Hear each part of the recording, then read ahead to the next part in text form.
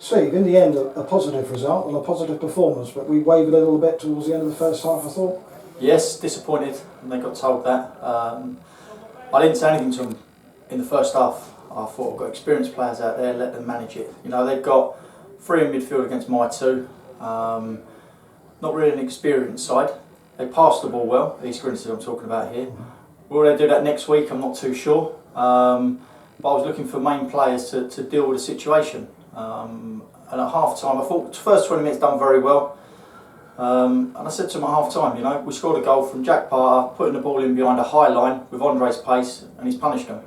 We didn't do it again after that, you know, so you're letting a team off the hook really, because it's not the nicest way of playing football, but it's effective.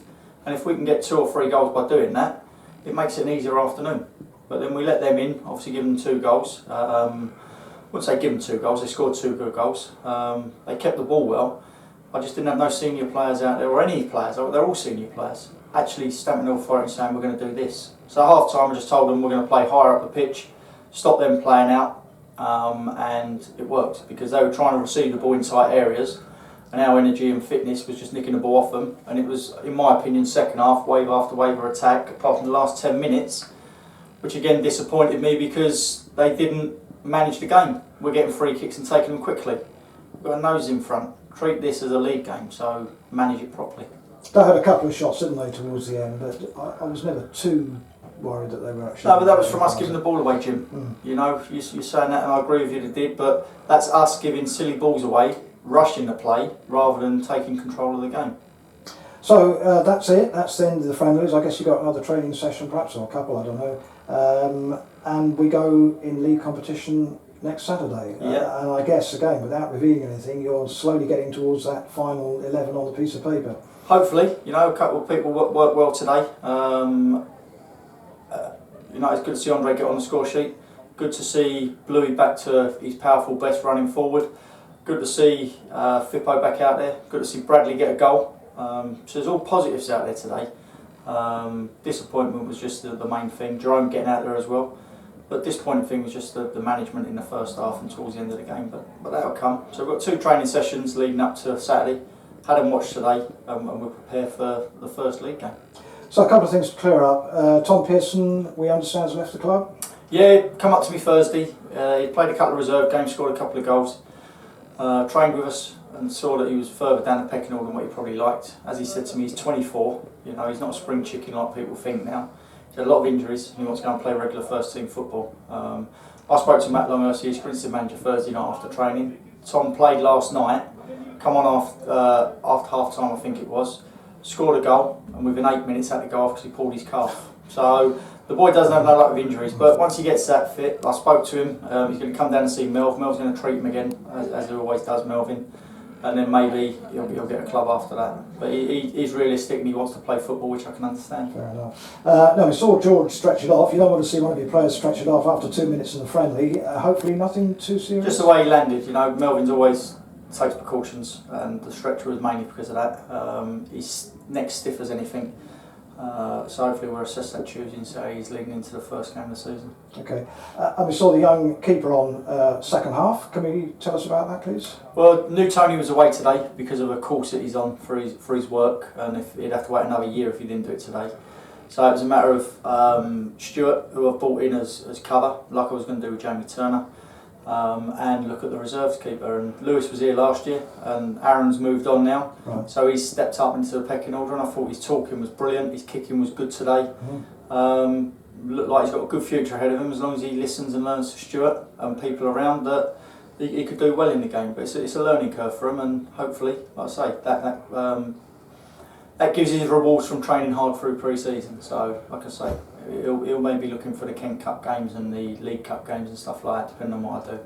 Oh, well, good luck to the lad. Well, thanks as ever for being informative, Steve. Thanks and good Cheers, luck. Jim. Thanks, mate. Thanks. Welcome to the club. That's the last pre-season now. How do you feel you're set for next week? Yeah, the squad's ready. Just itching at the bits to get the season going, so everyone's ready to kick off the new start season. So it's your first season with Sean, a season-long loan from Bromley. How did the move come about? Gaffer wanted me last year. He mentioned some inquiries when I went out on loan to St Albans, but obviously that didn't work out. But this year, he's convinced me with the plans that he has going forward, and I said, yeah, I'm on board and ready to kick on. What was it about the club that he sold to you?